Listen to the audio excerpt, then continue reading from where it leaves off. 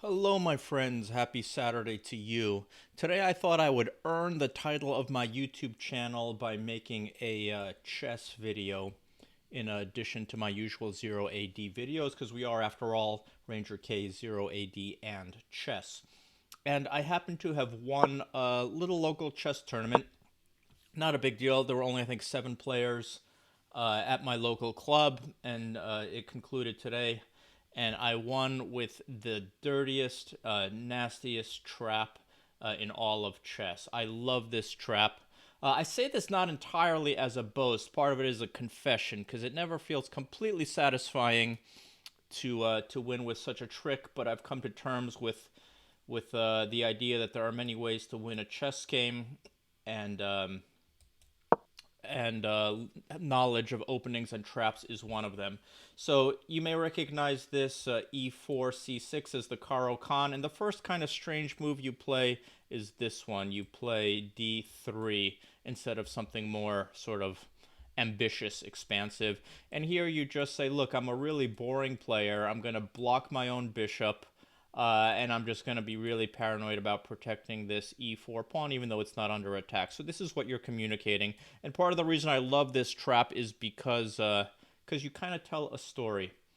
So the next thing that happens is the usual Caro-Kann move, and you blitz this out. If you're playing online, sometimes I even pre-move this to communicate that I'm not paying attention, I'm playing recklessly, and here we are. Now, a good move for black would be to pin the knight, and here you can you just put your bishop there, and black has equalized, which is not desirable, but it's not like some traps where if the opponent doesn't take the bait, you're lost. So you're still in a good position if the bishops come out. But the more common move, and I've hit this dozens of times online, the more common move is, of course, to take. And here you do a little bit of acting. Like in the game today, I floated my hand above the board, thinking that I was gonna recapture, which is very natural, but then black could exchange queens and mess up my castle. So you do a little bit of acting. Online, you let 5 to 10 seconds tick down from your clock, and you're like, God, geez, I don't want to move my knight back to where he came from. I realize that this will mess up my castle. So you think about it, and then very reluctantly you pretend to play knight to g5. And then you pre-move this recapture if you're playing online, and it's takes, which doesn't always happen, but it very often does. And here, black is hanging by a thread. An okay move for black would be to go here, or maybe to check.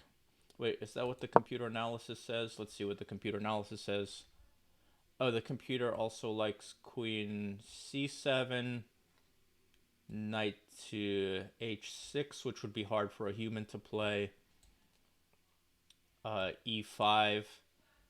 All right, so all of those are moves, but they're not that natural, especially because like a considerate player will see this pawn is under attack, right? It's attacked once, twice, and gosh, you're going to lose a pawn in the opening.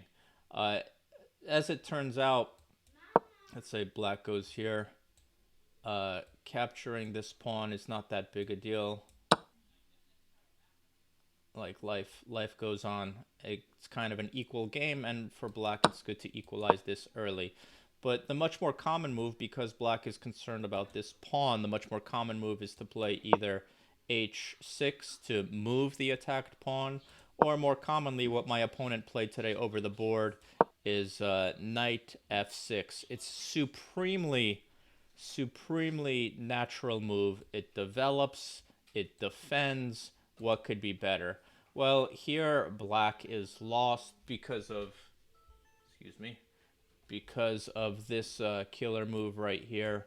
Double exclam, knight takes f7, and if the king recaptures, you give up another piece, preventing black from going back and connecting his king to the queen, and of course discovering this queen attack.